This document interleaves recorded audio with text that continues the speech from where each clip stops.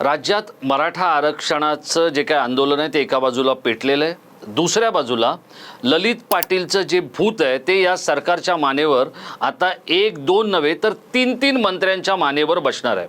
आणि हा जो ललित पाटील आहे हा नेमकी आता कोणाची खुर्ची खाणार किंवा हा कोणाच्या खुर्चीखाली बॉम्ब लावणार, किती जणांचे बळी घेणार, यांनी किती पैशांचं काय काय केलंय याचे वेगवेगळे खुलासे समोर येत आहेत। पण याच्यातला एक सगळ्यात महत्त्वाचा भाग जर काय असेल तर या ललित पाटीलसाठी एक दोन नव्हे तर असंख्य माणसं कामाला लागलेली होती। हा महिन्याला सोडा, हा आठवड्याला किती पैसे खर्च करत होता आणि ह्या ललित पाटीलचं नेमकं काय प्रकरण आहे हे आत्तापर्यंत जितकं समोर आलंय ते खूपच धक्कादायक आहे। आणि आत्ता या क्षणाला हा व्हिडिओ जेव्हा मी आपल्यासमोर शूट करतोय त्यावेळेला डेहराडूनमधून एका हरीश पंत नावाच्या तरुणाला अटक झालेली आहे। ही यातली आणखी एक अटक म्हणून तिच्याकडे पाहिलं जाईल। ललित पाटील हा सरकारच्या घशाला लागलेला असा एक काटा असणार आहे की जो थेट आतही जाणार नाही आणि बाहेर काढणं हे देखील आता सरकारला तितकंसं काही सोपं राहिलेलं नाही। काय आहे नेमकं प्रकरण तेच मी आपल्याला सांगणार आहे। नमस्कार मित्रहो, मी राजेश कोचरेकर आणि आपण पाहताय टाइम महाराष्ट्र। मित्रहो, ललित पाटील हा नाशिकचा एक तरुण की ज्याला MD या प्रकरणामध्ये किंवा MD या मादक द्रव्यांच्या व्यापाराबद्दल किंवा माफियागिरीबद्दल तुरुंगात टाकण्यात आलेला आहे। मुंबई पोलीस हे याच्यावर काम करतायत, पुणे आणि नाशिक पोलिसांची तर कारवाई सुरू आहे।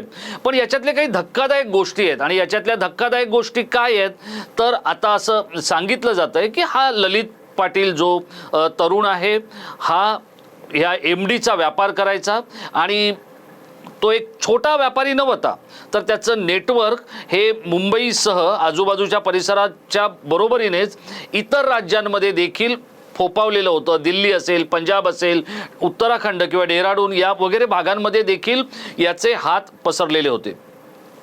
आता हा जो ललित पाटील आहे हा येरवडा तुरुंगात होता, तिथून त्याला ससून रुग्णालयामध्ये दाखल करण्यात आलं होतं आणि ससून रुग्णालयातल्या 16 नंबरच्या वॉर्डमध्ये तो उपचार घेत होता। आता त्याला खरंच काही झालं होतं का हा एक चिकित्सेचा आणि तितकाच संशोधनाचा विषय। पण त्याच्या ज्या काही तक्रारी होत्या त्या तक्रारींनुसार त्याच्यावर हर्नियाची पण उपचार पद्धती सुरू होती, कार्डियकची उपचार पद्धती सुरू होती, त्याचप्रमाणे इतर ज्या काही छोट्या मोठ्या तक्रारी तो करत होता त्यावरही त्याचे उपचार सुरू होते। पण या सगळ्या उपचार प्रक्रियेमध्ये डॉक्टर संजीव श्याम ठाकूर हे जे डीन आहेत यांना सुरुवातीलाच त्यांच्यावर कारवाई करायला पाहिजे होती, त्यांना सस्पेंड करायला पाहिजे होतं, पण सरकारने त्यांना सस्पेंड केलेलं नाही। आता जो नवा खुलासा समोर आलेला आहे तो असा आहे की त्याचे जे पेपर्स होते, केस पेपर्स होते, त्यावर संजीव श्याम ठाकूर यांचं नाव लिहिलेलं आहे की ते त्याच्यावर उपचार करत होते आणि त्यांना या ससून रुग्णालयामध्ये SST असं म्हणतात किंवा पुण्याच्या आरोग्य क्षेत्रामध्ये त्यांना SST असं म्हटलं जातं। या SST यांना दर महिन्याला जे काही मिळत होतं ते तर सोडाच, पण मी आता आपल्याला एक अत्यंत धक्कादायक अशी गोष्ट सांगणार आहे। या सगळ्या मंडळींचे पैसे एका वॉर्डबॉयकडे जमा व्हायचे। दर आठवड्याला 7.5 लाख रुपये ललित पाटील हा एका वॉर्डबॉयकडे देत होता। त्या वॉर्डबॉयला पोलिसांनी ताब्यात का नाही घेतलाय? इतकंच नव्हे तर एक मेडिकल सुप्रिटेंडेंट अशा नावाची पोस्ट असते किंवा अशा पद्धतीचा एक अधिकारी प्रत्येक रुग्णालयामध्ये, म्हणजे ज्याला जे महाविद्यालयीन वैद्यकीय महाविद्यालय जे असतात तिथे हा मेडिकल सुप्रिटेंडेंट असतात, त्या मेडिकल सुप्रिटेंडेंटवर कारवाई का झालेली नाही? 16 नंबरच्या वॉर्डमध्ये ललित पाटील दिवसभर तिथे असायचा, सकाळचा असायचा, सूर्यास्त झाला की तो तिथून जायचा। सूर्यास्त होईपर्यंत तो काय करायचा तर तो नकली उपचार करून घ्यायचा। ते डॉक्टर यायचे, त्याला भेटायचे, पण तो त्यांच्याशी काही वैद्यकीय या विषयावर फारसं काही बोलायचा नाही। तो तिथे बसून MDचा व्यापार करायचा आणि त्यानंतर जवळच असलेल्या एका तारांकित हॉटेलमध्ये तो संध्याकाळी निघून जायचा. हॉटेलचं नावही मला माहिती आहे, पण एका आरोपीमुळे एका प्रथितयश हॉटेलला बदनाम करणं योग्य नाही. तो तिथल्या कुठल्या रूममध्ये राहायचा, कुठल्या मजल्यावर राहायचा, या सगळ्याची माहिती आपल्याकडे आहे. पण आपण काही पत्रकारितेचे एथिक्स पाळतोय, नीतिमूल्य पाळतोय, म्हणून आपण त्याचा खुलासा करत नाही आहोत. आता हे सगळं होत असताना या रुग्णालयामध्ये एक नर्सिंग इन्चार्ज असतात, त्यांच्यावर कारवाई का झालेली नाही आहे?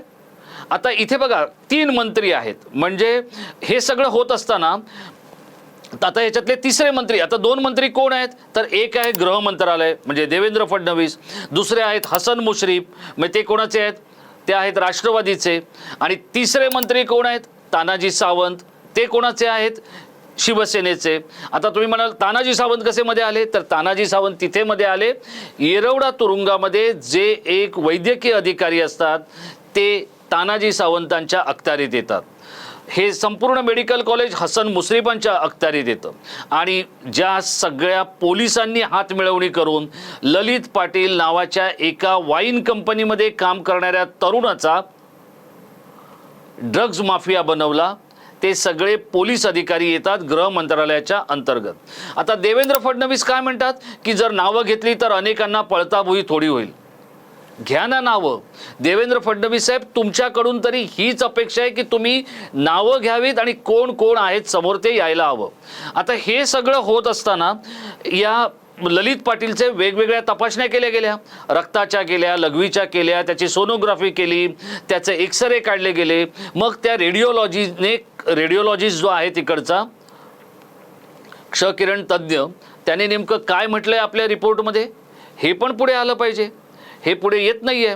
आता हा ललित पाटील संध्याकाळी इथून त्या पंचतारांकित हॉटेलात जायचा आणि तिथे त्याला वेगवेगळ्या तरुणी, वेगवेगळ्या मैत्रिणी येऊन भेटायचा. तो त्यांच्याबरोबर रात्री अय्याशी करायचा आणि सकाळी पहाटे सूर्य उजाडायच्या आधी पुन्हा एकदा आपल्या हॉस्पिटलमधल्या वॉर्डमध्ये येऊन झोपायचा. आता हे सगळं होत असताना या पंचतारांकित हॉटेलमधली ही रूम कोणी बुक केली हे पण समोर आलं पाहिजे, कारण ही रूम ललित पाटील या नावाने बुक झालेली नाही. तिथे असलेले CCTV कॅमेऱ्याची तपासणी का केली गेलेली नाही आहे? ललित पाटीलला कोणीतरी अदृश्य गॉडफादर वाचवतोय. तो कोण आहे अदृश्य गॉडफादर हे महाराष्ट्राला कळणं गरजेचं आहे. आता डेहराडूनमधून हरीश पंत या तरुणाला ताब्यात घेण्यात आलेला आहे. आता असं म्हटलं जातंय की या सगळ्यामध्ये बघा, ललित पाटीलला ज्या दिवशी अटक झाली त्या दिवशी त्याच्या आईचा हंबरडा काय सांगत होता? त्याची आई म्हणाली की माझ्या मुलाचा एन्काउंटर करू नका.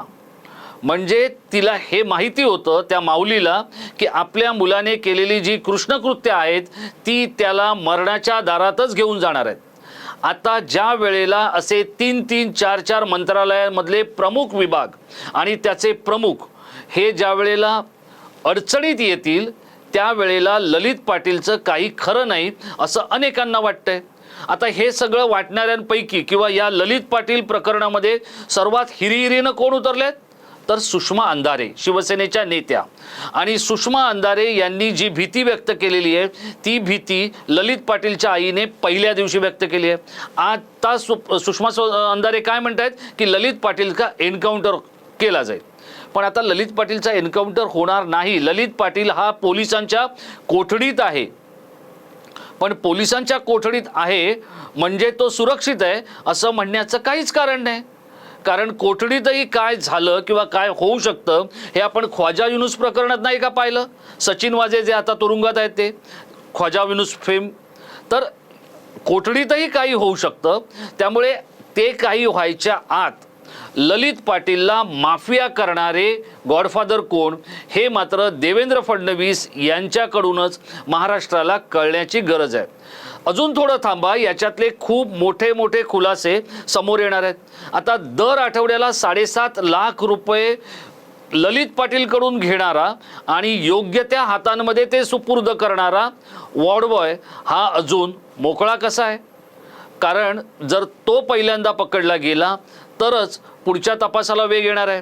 आता याच्यामध्ये बघा, येरवडा तुरुंगातले पोलीस अधिकारी आहेत, पुणे पोलीस की ज्यांचा तिकडे बंदोबस्त होता ते आहेत, त्याचप्रमाणे नार्कोटिक्स म्हणजे जे मादक द्रव्यांच्या विरोधात जी टीम पोलिसांची काम करते ते लोक आहेत, नाशिक पोलीस आहेत, मुंबई पोलीस त्याच्यावर तपास करतायत. तर या सगळ्या गोष्टींचा उहापोह आता देवेंद्र फडणवीस यांनाच करायचा आहे. आणि तो जर केला गेला नाही तर हे ललित पाटील नावाचं भूत सरकारच्या मानेवर नंतर बसेल, पण देवेंद्र फडणवीस यांच्या मानेवर ते नक्की बसेल. ते बसू न देणं ही फडणवीसांची सगळ्यात मोठी आता तारेवरची कसरत असणार आहे. हे मी का म्हणतोय हे पण तुम्ही समजून घ्या. 5 वर्ष राज्याचा सलग मुख्यमंत्री राहताना फडणवीस यांनी कोणतीही अशी गोष्ट स्वतःला लावून घेतली नव्हती, व्यक्तिगत भ्रष्टाचाराच्या आरोपांची किंवा साट्यालोट्यांच्या आरोपांची. ती आता लागते की काय उपमुख्यमंत्रीपदी असताना, अशी भीती आणि असं चित्र राज्यात निर्माण झालेलं आहे. फडणवीस साहेब, तुमच्याकडून खूप मोठ्या अपेक्षा आहेत, कारण ललित पाटील हा एखादा खून किंवा एखादा हत्याकांड करणारा नाही आहे, तर रोज अनेक हजारो कुटुंबांमधल्या मुलांची हळूहळू का होईना पण वेगळ्या अर्थाने हत्या करणारा हत्यारा आहे. त्यामुळे त्याच्याबाबत जो निर्णय सरकारला घ्यायचा आहे किंवा एजन्सीजना घ्यायचा आहे त्या सगळ्याचे प्रमुख तुम्ही आहात. त्यामुळे तुम्ही जर तोंड बंद ठेवलं किंवा तुम्ही जर कारवाईकडे डोळेझाक केली तर मात्र ललित पाटील हा एक ससून रुग्णालयात आणि तिथून तुरुंगात गेलाय असे अनेक ललित पाटील राज्याच्या वेगवेगळ्या भागात तयार होण्याची भीती ही देखील आपल्याला या निमित्ताने वाटू शकते किंवा ती खरी होऊ शकते. ती होऊ देऊ नये हीच तुमच्याकडून या महाराष्ट्राची अपेक्षा आहे. आपल्याला काय वाटतंय, देवेंद्र फडणवीस हे एका वेगळ्या पद्धतीने या प्रश्नाकडे बघू शकतील का?